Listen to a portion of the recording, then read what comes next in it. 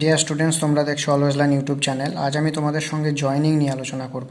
তোমাদের মধ্য থেকে অনেকে আমাকে কমেন্ট সেকশনে জানিয়েছো যে জয়েনিংয়ে তোমাদের অসুবিধা রয়েছে, কোনো কোনো জায়গায় তোমাদের হয়তো বুঝতে অসুবিধা হয়। তো আমি চেষ্টা করব যতটা সম্ভব সহজভাবে তোমাদের সামনে উপস্থাপন করা। তাহলে চলো শুরু করা যাক। দেখো, আশা করি তোমরা দেখতে পাচ্ছ জয়েনিং। এটার আর একটা নাম রয়েছে সিনথেসিস, সেটা আমি ব্র্যাকেটে লিখে দিয়েছি। যদি তোমরা মনে রাখতে পারো ভালো, আর না মনে থাকলেও কোনো অসুবিধা নেই। জয়েনিং কথার অর্থ হচ্ছে সংযুক্তি। জয়েন থেকে এসছে, জয়েন কথার অর্থ যোগ করা, সেখান থেকে জয়েনিং সংযুক্তি। তাহলে যোগ করতে গেলে নিশ্চয়ই দুই বা তার অধিক জিনিস প্রয়োজন। তো জয়েনিংটা যেহেতু এখানে আমাদের সেন্টেন্সের মধ্যে, তাহলে সেক্ষেত্রে দুই বা তার অধিক সেন্টেন্স বা বাক্য কিন্তু আমাদের প্রয়োজন। তো আমি সেটা লিখে দেখানোর চেষ্টা করেছি তোমাদের। দেখো, 2 or more sentences can be joined into one new simple sentence। এখানে কিন্তু সিম্পল সেন্টেন্সের উল্লেখ আমি করেছি। তো সিম্পল সেন্টেন্স কেন বলছি? কারণ যখন দুটো বাক্য বা দুইয়ের বেশি বাক্যকে আমরা জয়েন করব, সেটা হতে পারে একটা সিম্পল সেন্টেন্স, হতে পারে একটা কমপ্লেক্স সেন্টেন্স, বা হতে পারে একটা কম্পাউন্ড সেন্টেন্স। সবগুলোকেই কিন্তু একটা মানে জয়নিং, সবগুলোর ক্ষেত্রেই জয়নিংটা হচ্ছে, কিন্তু সবগুলোকে আমরা সিম্পল সেন্টেন্স বলতে পারবো না, সিঙ্গেল সেন্টেন্স বলবো। তাহলে দুই বা তার অধিক বাক্যকে যদি আমরা জয়েন করি, তাহলে সেটা হতে পারে একটা সিম্পল সেন্টেন্স, হতে পারে একটা কমপ্লেক্স সেন্টেন্স, হতে পারে একটা কম্পাউন্ড সেন্টেন্স। এই সবগুলোকে কিন্তু সিঙ্গেল সেন্টেন্সের অধীনে রাখা হয়। সিঙ্গেল সেন্টেন্স মানে কি? একটা বাক্য। এই একটা বাক্যর মধ্যে কিন্তু সিম্পল সেন্টেন্স চলে আসে, কমপ্লেক্স সেন্টেন্স চলে আসে এবং কম্পাউন্ড সেন্টেন্স চলে আসে।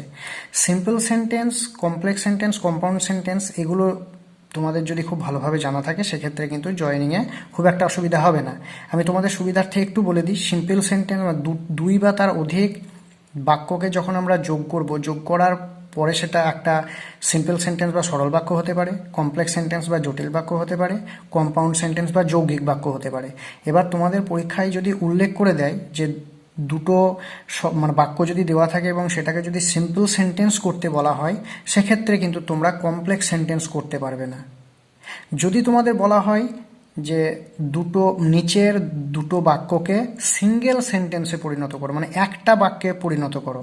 একটা বাক্য মানে কি? সেই একটা বাক্যের মধ্যে কিন্তু সেটা সরল বাক্য হতে পারে, জটিল বাক্য হতে পারে, যৌগিক বাক্য হতে পারে। সেক্ষেত্রে কোনো অসুবিধা নেই যদি সিঙ্গেল সেন্টেন্স বলে দেয়। কিন্তু যদি সিম্পল সেন্টেন্স বলে দেয়, সেক্ষেত্রে কিন্তু সেটাকে কমপ্লেক্স করা যাবে না, সিম্পলই করতে হবে। এটাই হচ্ছে এর মূল পার্থক্য। তো দেখো, এখানে আমি দুই বা তার অধিক বাক্যকে সিম্পল সেন্টেন্সে কি করে, মানে একটা সরল বাক্যে কি করে পরিণত করতে হয়, সেটা নিয়ে আলোচনা করেছি। এরপরে কিন্তু আমি কমপ্লেক্স সেন্টেন্স নিয়ে বা জটিল বাক্য নিয়ে আলোচনা করব। সেটাও একটা সিঙ্গেল সেন্টেন্স। আবার এই সিম্পল সেন্টেন্সটাও একটা সিঙ্গেল সেন্টেন্স। একটা বাক্য, এই একটা বাক্যের মধ্যে রয়েছে সরল বাক্য, জটিল বাক্য, যৌগিক বাক্য। এটা তোমাদের মনে রাখতে হবে। এই মুহূর্তে যেটা নিয়ে আমরা আলোচনা করব, এটাও একটা বাক্য, কিন্তু সেই একটা বাক্যের কোন ভাগটা নিয়ে আমরা আলোচনা করছি? একটা বাক্যের সরল বাক্যকে নিয়ে আলোচনা করছি। তো সেই সরল দুটো বাক্যকে যখন একটা সরল বাক্যে আমরা রূপান্তরিত করি, সেটাকে কিন্তু বেশ কিছু নিয়মে করা যায়। আমরা ছয় প্রকার নিয়মে করা যায়। সেই 6 প্রকার নিয়মকে আমরা বিস্তারিতভাবে জানব। 1 নম্বর, দেখো এখানে কি বলছে? Using a participle or an adjective. একটা পার্টিসিপল কিংবা অ্যাডজেক্টিভ ব্যবহার করে আমরা কিন্তু দুটো বাক্যকে একটা সরল বাক্যে পরিণত করতে পারি। এই পার্টিসিপল বা অ্যাডজেক্টিভ, এটার মধ্যে কোনো পার্থক্য নেই। কারণ যেটাকে আমরা পার্টিসিপল বলছি, সেই পার্টিসিপলটা কিন্তু প্রকৃতপক্ষে যে সরল বাক্য আমরা গঠন করলাম, সেই সরল বাক্যে অ্যাডজেক্টিভের মতো কাজ করছে। এবার আমরা উদাহরণ সাহায্যে ব্যাপারটা বোঝার চেষ্টা করি। দেখো, এখানে প্রথমে যে উদাহরণটা আমি দেওয়ার চেষ্টা করেছি, দুটো বাক্য কিন্তু আমি এখানে লিখেছি। We looked at the sun was rising. আমরা সূর্যের দিকে চাইলাম, সূর্য উঠছিল। তাহলে কেমন এই দুটো বাক্যকে যদি আমরা সরল বাক্য করি, কেমনভাবে করব? অ্যাডজেক্টিভ যোগ করে বা পার্টিসিপেল যোগ করে, যাই বলি না কেন, আমরা এইভাবে করব। We looked at the rising sun. আমরা উদিত সূর্যের দিকে চাইলাম, মানে উঠছে যে সূর্য। তাহলে এই যে রাইজিং, এই রাইজিংটা কিন্তু এখানে কি হিসাবে ইউজ হলো, অ্যাডজেক্টিভ কিংবা পার্টিসিপেল হিসাবে ইউজ হলো, অ্যাডজেক্টিভ কিংবা পার্টিসিপেল। তাহলে একটা পার্টিসিপেল বা একটা অ্যাডজেক্টিভ ব্যবহার করে কিন্তু দুটো বাক্যকে আমরা একটা সরল বাক্যে পরিণত করতে পারছি। আর এটাকে আমরা, এই রাইজিংটাকে আমরা অ্যাডজেক্টিভ কেন বলবো, কারণ অ্যাডজেক্টিভের কাজ কি, বিশেষণের কাজ কি, বিশেষ্যকে বিশেষিত করা। এখানে নাউন কোনটা বা বিশেষ্য কোনটাই শান, মানে শানটা, এই শান মানে সূর্যের দোষগুণ অবস্থার কথা বলছে। তাহলে এখানে কেমন সূর্য, রাইজিং, উদিত সূর্য, তার জন্য কিন্তু এটা একটা অ্যাডজেক্টিভ হয়ে গেল, কারণ এটা সূর্য শব্দটাকে বিশেষিত করছে। আশা করি বোঝাতে পারলাম। এবং তার সঙ্গে সঙ্গে কিন্তু এটা একটা সরল বাক্যে পরিণত হলো। সরল বাক্য কিভাবে হলো আমরা বুঝবো, কারণ সরল বাক্যে সবসময় মনে রাখতে হবে একটাই সাবজেক্ট থাকে এবং একটাই ফাইনাইট ভার্ব থাকে। সাবজেক্ট কোনটা, যেটা বাক্যের প্রথমে বসে। বাক্যের প্রথমে কি আছে, উইটা হয়ে গেল সাবজেক্ট। তাহলে একটাই সাবজেক্ট, এখানে কিন্তু আর কোনো সাবজেক্ট নেই এই বাক্যটাতে। আর কি থাকবে তার সঙ্গে সঙ্গে, কারণ সাবজেক্ট প্রথমে বসবে, এখানে প্রথমেই বসেছে। এটা যদি দুটো তিনটে সেন্টেন্সের ব্যাপার হতো তাহলে কিন্তু আমরা বলতে পারতাম দুটো সাবজেক্ট, দুটো ভার্ব রয়েছে, ফাইনাইট ভার্ব রয়েছে। কিন্তু যেহেতু এটা একটাই বাক্য এবং একটা সাবজেক্ট এবং একটা ফাইনাইট ভার্ব রয়েছে, তাই এটা একটা সিম্পল সেন্টেন্স। একটা ফাইনাইট ভার্ব কোনটা, সেটা হচ্ছে এই লুকটা হচ্ছে ফাইনাইট ভার্ব। ফাইনাইট মানে কি, সীমাবদ্ধ, মানে যে ভার্বটা এই উইয়ের ক্ষেত্রে কিন্তু মানে প্রযোজ্য, এই যে ব্যাপারটা, তার জন্য এটাকে আমরা বলবো সরল বাক্য। মানে একটা সাবজেক্ট, একটা ফাইনাইট ভার্ব, একের অধিকও সাবজেক্ট নেই, আবার একের অধিক ফাইনাইট ভার্বও নেই। আশা করি বোঝাতে পারলাম। আর একটা উদাহরণ দেখে নিই। This glass is broken, it cannot hold water. এই গ্লাসটা ভাঙা, এটা জল ধরে রাখতে পারে না। এটাকে এখানে দেখো, এই দিস গ্লাস ইজ ব্রোকেন একটা বাক্য, ইট ক্যানট হোল্ড ওয়াটার এটা আর একটা বাক্য। তাহলে দুটো বাক্য, এই দুটো বাক্যকে একটা সরল বাক্য কীভাবে করব, অ্যাডজেক্টিভ বা পার্টিসিপেল ব্যবহার করে। অর্থাৎ এমন একটা শব্দ এই দুটো বাক্য থেকে আমরা বেছে নেব যে শব্দটাকে কোনো একটা নাউনের আগে বসিয়ে আমরা একটা সরল বাক্যে পরিণত করতে পারবো। তাহলে দেখে নিই কীভাবে করব। দেখো, যেটা আমি এইভাবে পড়েছি, দিস ব্রোকেন, এখানে গ্লাস হবে, গ্লাসটা যাই হোক কোনো কারণে আমার দিতে হয়নি, মিস্টেক হয়ে গেছে। This broken glass cannot hold water, এই ভাঙা গ্লাস জল ধরে রাখতে পারে না। তাহলে কেমন গ্লাস, ভাঙা গ্লাস। তাহলে দেখো, গ্লাস একটা নাউন, তার আগে এই ব্রোকেন শব্দটাকে বসিয়ে আমরা এটাকে একটা অ্যাডজেক্টিভ বা পার্টিসিপিয়াল করলাম এবং তার সঙ্গে সঙ্গে এটাকে একটা সিম্পল সেন্টেন্সে পরিণত করলাম। দুটো সেন্টেন্স একটা সেন্টেন্সে পরিণত হলো, কিন্তু সেটা কি সেন্টেন্স, সিম্পল সেন্টেন্স বা সরল বাক্য। কেন সরল বাক্য, কারণ এখানে একটাই সাবজেক্ট এবং একটাই ফাইনাইট ভার্ব রয়েছে। আশা করি বুঝতে পারলাম। কারণ যদি দুটো সাবজেক্ট থাকে তাহলে তো আর একটা ফাইনাইট ভার্ব দিয়ে বোঝানো যাবে না, দুটো সাবজেক্ট থাকলে দুটো ফাইনাইট ভার্ব প্রয়োজন হবে। কিন্তু যেহেতু এখানে একটা সাবজেক্ট রয়েছে, তাই একটা ফাইনাইট ভার্ব রয়েছে, তার জন্য এটাকে আমরা সিম্পল সেন্টেন্স বলবো। আর এইভাবে কিন্তু আমাদেরকে এই বাক্যগুলো থেকে যখন দুটো বাক্য দেবে, সেই বাক্য থেকে এমন একটা শব্দ বেছে নিতে হবে যে শব্দটাকে একটা নাউনের আগে বসিয়ে পার্টিসিপিয়াল হিসাবে ব্যবহার করে দুটো সেন্টেন্সকে একটা সেন্টেন্সে, একটা সরল বাক্যে পরিণত করতে পারবো। এখানে ব্রোকেনটা আমরা বেছে নিলাম, আগেরটাতে আমরা রাইজিংটাকে বেছে নিয়েছিলাম। আশা করি বোঝাতে পারলাম। এইভাবে কিন্তু তোমাদেরকে সিম্পল সেন্টেন্স করতে গেলে কখনো কখনো পার্টিসিপিয়াল বা অ্যাডজেক্টিভ বসিয়ে করতে হবে।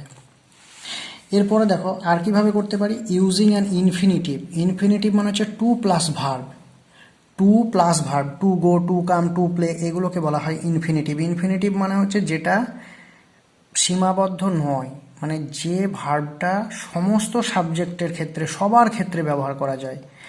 আমি, আমরা, তুমি, তোমরা, সে, তাহারা, সবার ক্ষেত্রে ব্যবহার করা যায়। এবার আমি উদাহরণ দিয়ে বোঝানোর সময় তোমাদের ব্যাপারটাকে ভালো করে বুঝিয়ে দেবো। দেখো, এখানে যেটা আমি এক্সাম্পল হিসাবে নিয়েছি দুটো বাক্য, he is very weak, he cannot walk, সে খুব দুর্বল, সে হাঁটতে পারে না। এটাকে আমরা ইনফিনিটিভ মানে টু প্লাস ভার্ব দিয়ে কিভাবে করতে পারি। দেখো, এই ভেরির জন্য আমরা টু ব্যবহার করব, সেই টুটা কি, TOO। তাহলে he is too weak to walk. এই দেখো, এখানে যেমন হি ক্যানট ওয়াক, এই ওয়াকের আগে কিন্তু কোনো টু ছিল না, কিন্তু আমি ফাইনাইট ভার্ব ব্যবহার করে। ফাইনাইট ভার্ব মানে কি, ইনফিনিটিভ মানে কি, টু প্লাস ভার্ব, তাহলে টু তার সঙ্গে ওয়াক ভার্ব, এইটুকুকে যোগ করে আমি একটা সিম্পল সেন্টেন্সে দুটো বাক্যকে পরিণত করলাম। আশা করি বুঝতে পারলাম। তাহলে এই ধরনের যদি কোনো দুটো বাক্য দেওয়া থাকে আর তোমাদেরকে যদি বলা হয় সিম্পল সেন্টেন্সে করতে হবে, ভেরির জায়গায় তোমরা TOO বসিয়ে দেবে, আর তার সঙ্গে পরের বাক্যে ভার্বটা নেবে এবং ভার্বের আগে একটা টু বসিয়ে দেবে। তাহলে he is very weak, he can not walk, এটা কি হয়ে যাবে, he is too weak to walk, মানে সে এতটাই দুর্বল যে হাঁটতে পারে না। আশা করি বোঝাতে পারলাম। আবার কখনো কখনো তোমাদের উল্টোটাও হতে পারে, হয়তো তোমাদের he is too weak to walk এই রকমের একটা বাক্য দিয়ে দিল, দিয়ে বলল যে রিমুভ টু, অর্থাৎ এই TOO আর এই TO2 এই দুটোকে রিমুভ মানে ওখান করা, ওখান থেকে বাদ দেওয়া বা পরিবর্তন করা, রিমুভ সরিয়ে দিয়ে নতুনভাবে বাক্যটিকে লিখো, তখন তোমাদেরকে এইটা করতে হবে। হি ইজ ভেরি উইক, এখানে একটা লিঙ্কার যোগ করতে হবে, that he can not walk. আশা করি তোমরা যারা ট্রান্সফরমেশন অফ সেন্টেন্সেস বাক্য পরিবর্তন যারা শিখেছ তারা জানো ব্যাপারটিকে, তবুও আমি তোমাদের বলে দিলাম, একটু ভালো হলো। তারপরে দেখো আরও একটা আমি উদাহরণ নিয়েছি তোমাদের বোঝানোর জন্য। He has a scooter, he wishes to sell it, তার একটা স্কুটার আছে আর সে সেটাকে বিক্রি করতে চায়। তাহলে আমরা এটাকে কিভাবে করতে পারি, ইনফিনিটিভ যোগ করে।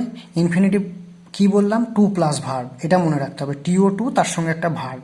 দেখো এইভাবে কিন্তু আমরা করতে পারি, he has a scooter to sell, he has a scooter to sell.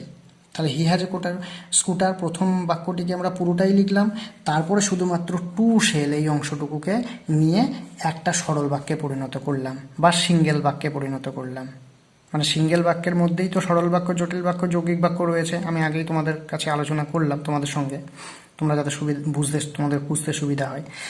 এই যে উদাহরণটা আমরা নিয়েছি, এটাকে আমি আরও একভাবে কিন্তু সিম্পল সেন্টেন্স করতে পারি, সেই ইনফিনিটিভ ব্যবহার করেই করব, কিন্তু একটু আলাদা করব। এটা তোমরা হয়তো সব জায়গায় এরকম পাবে না উদাহরণটা, আমি বলে দিই তোমাদের। এই যে উদাহরণটা প্রথমে আমি দিয়েছি এটাই তোমরা সর্বত্র পাবে, দ্বিতীয় উদাহরণটা কিন্তু পাবে না, কিন্তু এইভাবেও করা যায়। দেখো কিভাবে, হি হ্যাজ এ স্কুটার,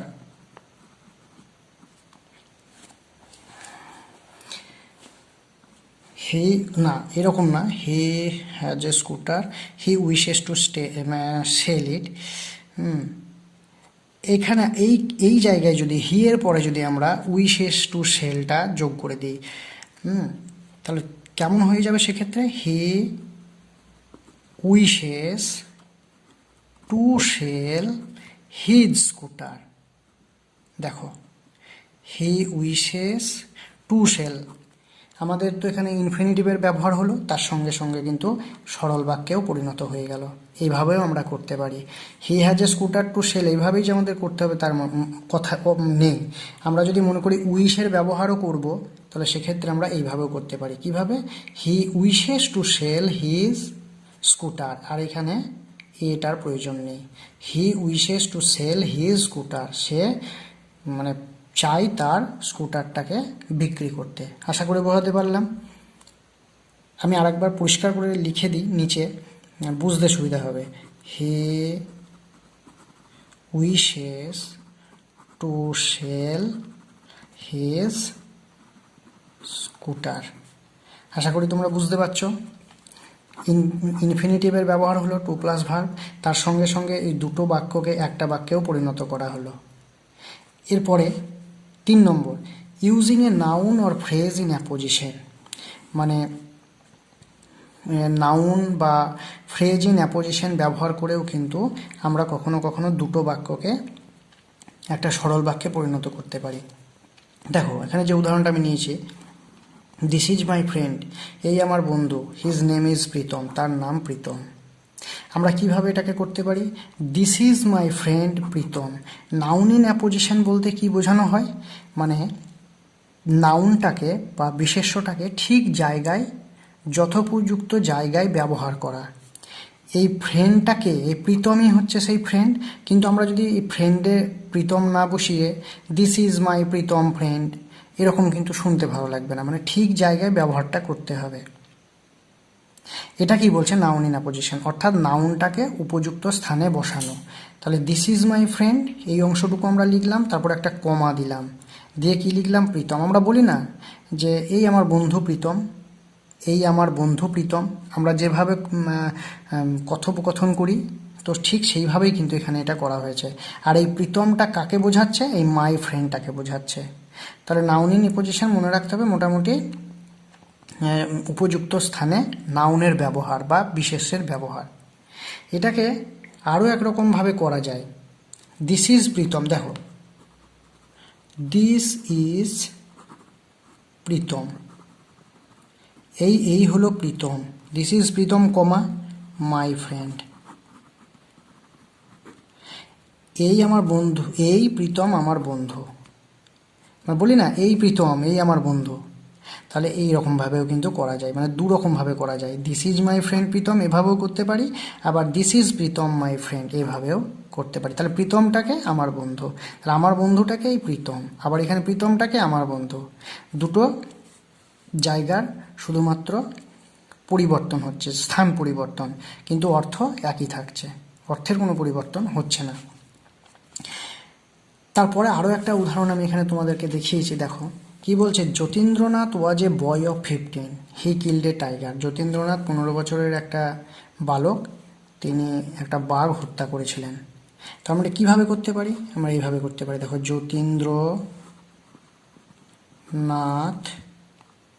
যতীন্দ্রনাথকে একটা 15 বছরের ছেলে, তাহলে কি লিখতে পারি আমরা, যতীন্দ্রনাথ যে 15 বছরের ছেলেটাও সেই একই ব্যক্তি। এই বাক্যের ক্ষেত্রে প্রযোজ্য, অন্য ক্ষেত্রে নাও হতে পারে। এই বাক্যে যেহেতু বলা আছে সেই জন্য কিন্তু আমরা বলতেই পারি। তাহলে আমরা এইভাবে লিখতে পারি, Jatindranath a boy of 15 comma killed a tiger, তাহলে যতীন্দ্রনাথ 15 বছরের একটা বালক হত্যা করেছিল বাঘকে। তাহলে এই 15 বছরের বালকটাকে যতীন্দ্রনাথ, এটাকেই বলছে নাউন ইন অ্যাপোজিশন, সঠিক জায়গায় বিশেষ্যের ব্যবহার। কিন্তু যদি আমরা যদি এটাকে এইভাবে করতাম, Jatindranath killed a tiger A boy of 15, তাহলে কিন্তু এই টাইগারের পরে যদি আমরা এ বয় অফ 15টা ব্যবহার করতাম, সেক্ষেত্রে কিন্তু এই টাইগারটাকেই এই এ বয় অফ 15 বলা হতো। সেক্ষেত্রে কিন্তু ঠিক মানে সঠিক জায়গায় কিন্তু আমাদের নাউনের ব্যবহারটা হতো না, এবং সেক্ষেত্রে কিন্তু এটাকে আমরা উপযুক্ত সিম্পল সেন্টেন্সও বলতাম না। আশা করি বোঝাতে পারলাম। এই জায়গাটুকু তোমরা ভালো করে বোঝার চেষ্টা করো, যে যখন তোমরা নাউন ইন অ্যাপোজিশন মানে নাউনের উপযুক্ত ব্যবহার করছো, তোমাদেরকে দেখে নিতে হবে যে তোমাদের ব্যবহারটা ঠিক জায়গায় হচ্ছে কিনা, এলোমেলো যেন না হয়। যতীন্দ্রনাথের boy of 15 killed a tiger, quite correct, কারণ যতীন্দ্রনাথই হচ্ছে 15 বছরের বালক। কিন্তু আমরা যদি এখানে না বসে এইভাবে করতাম, Jatindranath killed a tiger comma A boy of 15, তখন কিন্তু এই টাইগারটাকেই আমরা এই বয় অফ 15 দিয়ে নির্দেশ করতাম, সেক্ষেত্রে ভুল হয়ে যেত এবং উপযুক্ত স্থানে নাউনের ব্যবহারও হতো না, এবং সেটা মানে সিম্পল সেন্টেন্সও হতো না। মানে সিম্পল সেন্টেন্স হতো, কিন্তু ভুল বাক্য হতো, মানে স্থান পরিবর্তন হয়ে যেত। যেখানে নাউনের বসার প্রয়োজন ছিল নাউনটা, সেখানে না বসে একটা ভুল জায়গায় বসতো, সেক্ষেত্রে মার্কসও ক্যারি করতো না। আশা করি এই জায়গাটুকু বোঝাতে পেরেছি। বারবার ভিডিওগুলোকে ভালো করে দেখবে, হ্যাঁ কয়েকবার দেখবে, আরও ভালো তোমাদের কাছে ব্যাপারটা ক্লিয়ার হয়ে যাবে। এবার দেখো আর কি করে করতে পারি, using preposition with a noun or জিরান্ড, মানে নাউন অথবা জিরান্ডের সঙ্গে প্রিপোজিশন ব্যবহার করেও করতে পারি। জিরান্ড একটা বড় টপিক, এটা নিয়ে পরবর্তীতে আমি কোনো একটা সময় বলবো। আপাতত তোমরা এখানে এই মানে কীভাবে সিম্পল সেন্টেন্স করতে হয় সেটাই বোঝার চেষ্টা করো। তাহলে ইউজিং প্রিপোজিশন উইথ নাউন, মানে প্রিপোজিশন মানে তো তোমরা জানো, সেই প্রিপোজিশন নাউনের সঙ্গে বা জিরান্ডের সঙ্গে ব্যবহার করেও কিন্তু দুটো বাক্যকে একটা সরল বাক্যে পরিণত করা যায়। উদাহরণস্বরূপ দেখো আমি এখানে যেটা বলেছি, he is ill he still works, সে অসুস্থ সে কাজ করছে, মানে তবুও কাজ করছে আর কি, স্টিল ওয়ার্কস। তাহলে আমরা কি বলতে পারি, যদিও সে অসুস্থ, এটা যদিও বলবো না, তার অসুস্থতার সত্ত্বেও সে কাজ করছে। কারণ কি, সিম্পল সেন্টেন্স আমাদের করতে হবে। সিম্পল সেন্টেন্সের যে মৌলিক বৈশিষ্ট্য সেটা হচ্ছে একটা ফাইনাইট ভার্ব, একটা সাবজেক্ট থাকবে। তাহলে in spite of his illness, তার অসুস্থতার সত্ত্বেও হি ওয়ার্কস, তার অসুস্থতার সত্ত্বেও কিন্তু সে কাজ করছে। আশা করি বোঝাতে পারলাম। এই ইনস্পাইট অফ এইটুকু কিন্তু একটা প্রিপজিশন, আর এখানে কিন্তু কিসের সঙ্গে ব্যবহার হচ্ছে? হিজ ইলনেস নাউনের সঙ্গে ব্যবহার হচ্ছে। হিজ ইলনেসটা, এই ইলনেস শব্দটা এখানে একটা নাউন হিসাবে ইউজ হচ্ছে। তাহলে এখানে একটা প্রিপজিশন যোগ হলো, কিন্তু সেটা কার সঙ্গে? নাউনের সঙ্গে। ইলনেস নাউনটার সঙ্গে যোগ হয়ে কিন্তু একটা সিম্পল সেন্টেন্স গঠন করলো। সিম্পল কারণ কি? দেখো, হিটা হচ্ছে এখানে সাবজেক্ট, একটা সাবজেক্ট এবং একটাই ফাইনাইট ভার্ব। আশা করি বোঝাতে পারলাম। তারপরে দেখো মানে আরও একটা আমি উদাহরণ নিয়েছি তোমাদের বোঝানোর জন্য। He made a promise, he kept it also. সে একটা প্রমিস করেছিল এবং সে সেটাকে রেখেও ছিল। তাহলে এটাকে আমরা এইভাবে কি করতে পারি, মানে কিভাবে করতে পারি আর কি? তাহলে বিসাইডস দিয়ে করব, মানে একটা প্রমিস করার পাশাপাশি, besides making a promise,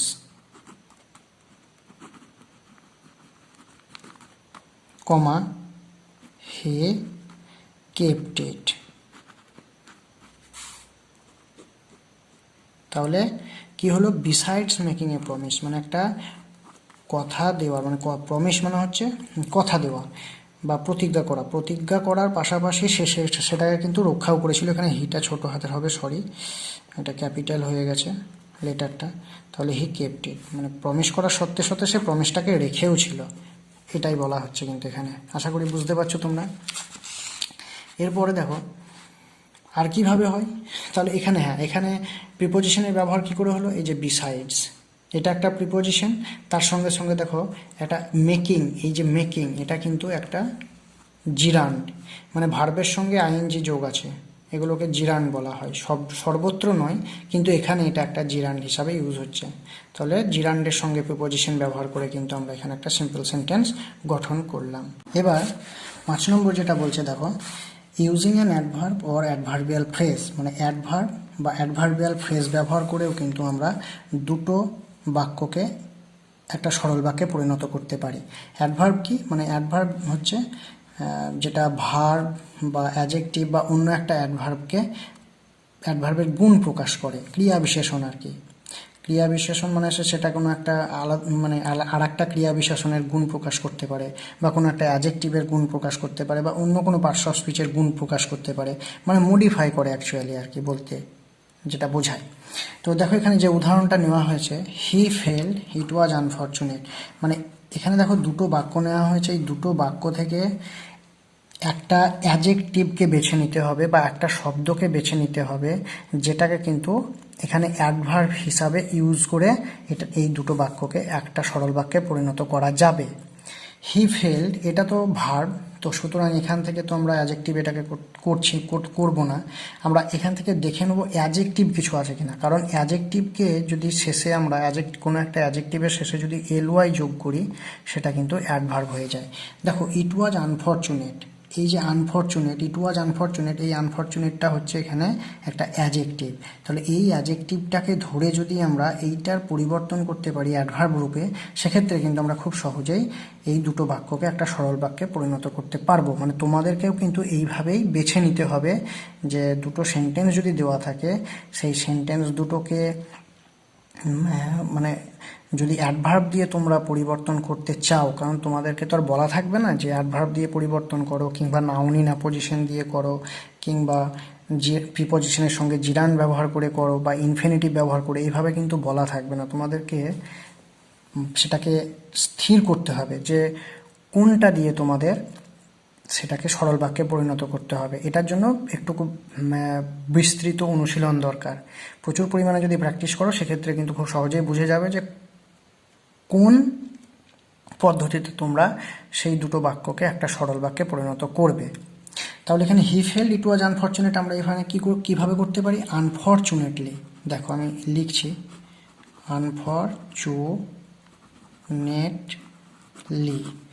unfortunately NATLY, কমা দেবো হি ফেল্ড।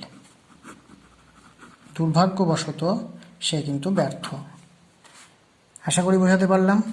মানে এটা দুর্ভাগ্যের ছিল, মানে সে ব্যর্থ হলো, এটা দুর্ভাগ্যের ছিল। তাহলে দুর্ভাগ্যবশত সে ব্যর্থ ছিল, মানে এই যে আনফরচুনেট এই শব্দটার শেষে এলওয়াই যোগ করে আমরা অ্যাডভার্ব করলাম এবং সে এই দুটো বাক্যকে একটা বাক্যে পরিণত করলাম এবং সেটা কিন্তু একটা সরল বাক্যে পরিণত হলো। কারণ কি, হি একটাই সাবজেক্ট এবং একটাই ফাইনাইট ভার্ব। আশা করি বোঝাতে পারছি। আরও একটা উদাহরণ আমি এখানে নিয়েছি, দেখো তোমাদের বোঝানোর জন্য। তা কি বলছে, the sunset they had not finish the work. The sunset they had not finish the work. সূর্য অস্ত গেল, তো তারা কিন্তু তাদের কাজ শেষ করলো না বা করে উঠলো না।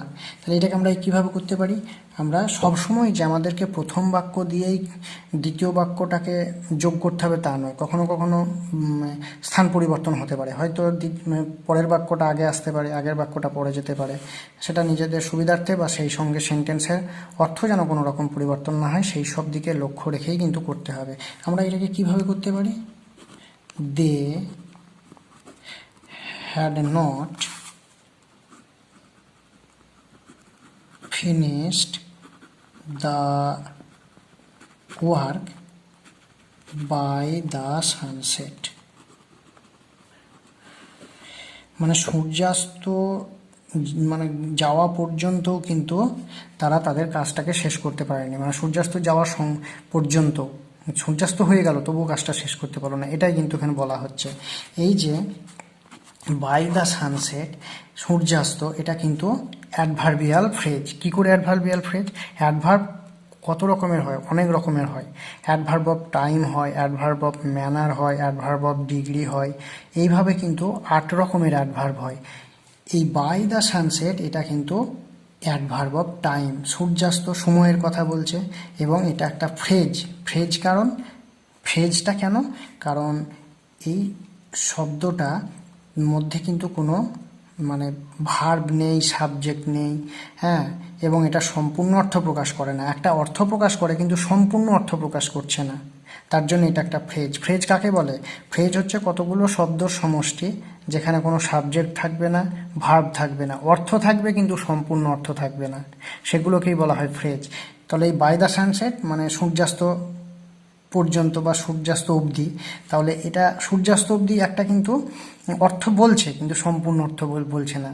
সূর্যাস্ত অবধি কি, আগে পরে তার কিছু তো থাকবে এবং এখানে কোনো সাবজেক্টও নেই এবং কোনো ভার্বও নেই, তার জন্য এটা একটা ফ্রেজ এবং এটা একটা অ্যাডভার্বিয়াল ফ্রেজ, যেহেতু এটা সময় সম্পর্কিত অ্যাডভার্ব।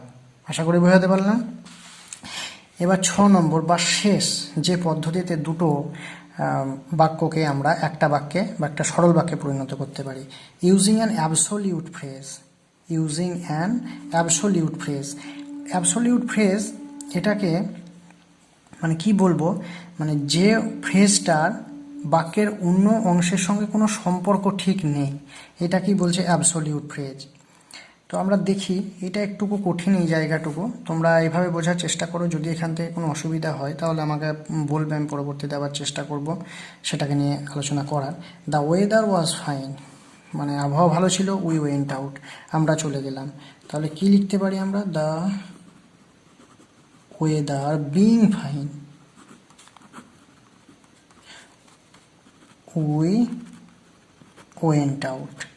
এই যে দ্য ওয়েদার বিং ফাইন, মানে যখন এই ধরনের কিছু থাকবে, মানে অ্যাম, ইজ, আর, ওয়াজ, ওয়ার যুক্ত যদি কোনো বাক্য থাকে এবং সেটাকে যদি সরল বাক্য করতে বলা হয়, তোমরা এই অ্যাবসোলিউট ফ্রেজ দিয়ে করার চেষ্টা করবে। অ্যাবসোলিউট ফ্রেজ মানে হচ্ছে মোটামুটি সেই ফ্রেজ যে ফ্রেজের সঙ্গে বাক্যের অন্যান্য কোনো সম্পর্কের অন্যান্য কোনো শব্দের সম্পর্ক নেই বা বাক্যের সম্পর্ক নেই। The weather being fine, we went out, এই ওয়াজ থাকলে বিং করে দেবে। আশা করি বোঝাতে পারলাম। তো এইভাবে কিন্তু তোমাদের এটা করতে হবে। পরের দেখো আর একটা আছে, যেখানে অ্যামিজ আর ওয়াজ ওয়ার থাকবে না, সেক্ষেত্রে তোমরা কি করবে? দুটো উদাহরণ আমি এখানে বোঝানোর চেষ্টা করেছি। পরের উদাহরণটাতে কি বলছে? The police arrive, the rowdy is fled. Police এসে পড়ল, রাউড ইজ ফ্লেড মানে গুন্ডারা পালিয়ে গেল। তো যেখানে এই অ্যাম, ইজ, আর, ওয়াজ, ওয়ার এগুলো থাকবে না, অন্য কোনো ভার্ব থাকবে, সেক্ষেত্রে কিন্তু আমরা হ্যাভিং দিয়ে করব। কিভাবে করব? The police having arrived, having arrived, comma, the rowdies, rowdies fled. তাহলে পুলিশ এসে পড়ায় সেই গুন্ডাগুলো পালিয়ে গেল। তাহলে এখানে এই যে দ্য পুলিশ হ্যাভিং অ্যারাইভড, এখানে কিন্তু কোনো ভার্ব মানে নেই, এখানে কিন্তু অ্যাবসোলিউট ফ্রেজ ব্যবহার করা হচ্ছে। এই যে হ্যাভিং অ্যারাইভড, এটা হচ্ছে কিন্তু মানে পারফেক্ট পার্টিসিপেল হিসাবে ব্যবহার হচ্ছে এই অ্যাবসোলিউট ফ্রেজটা। এখানে প্রেজেন্ট পার্টিসিপেল হিসাবে ব্যবহার হচ্ছিল, আইএনজি যোগ থাকলে প্রেজেন্ট পার্টিসিপেল বলবো, আর হ্যাভিং এর সঙ্গে যদি ভার্বের থার্ড ফর্ম ইউজ করা হয় সেক্ষেত্রে আমরা এটাকে পারফেক্ট পার্টিসিপেল বলবো, এবং এটা কিন্তু একটা অ্যাবসোলিউট ফ্রেজ হিসাবে ব্যবহার হচ্ছে।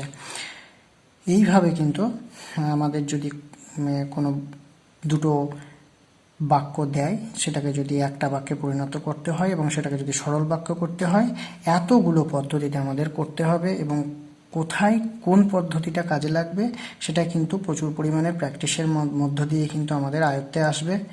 আর তাছাড়া এই যে নিয়মগুলো আমি বললাম, এগুলো যদি তোমরা বারবার মনে করতে থাকো বা আলোচনা করতে থাকো নিজেদের মধ্যে, সেক্ষেত্রে অনেকটা সুবিধা হবে। তো আপাতত এই পর্যন্তই, ভিডিওটি একটু বড়ই হয়ে গেল বোঝানোর জন্য।